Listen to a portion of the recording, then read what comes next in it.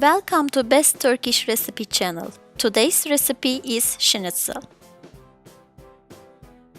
Pour some oil in a Teflon pan and heat it.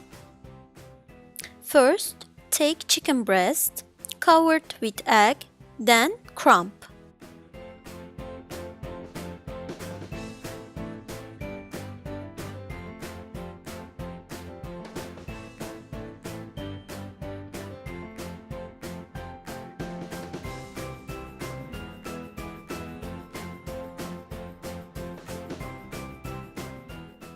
Cook them in hot oil.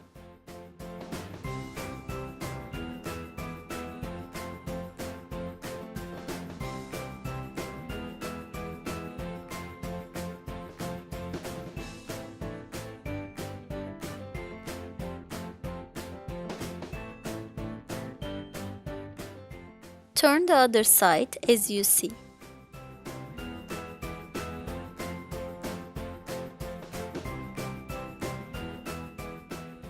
It's ready. Bon appetit, and don't forget to subscribe our channel.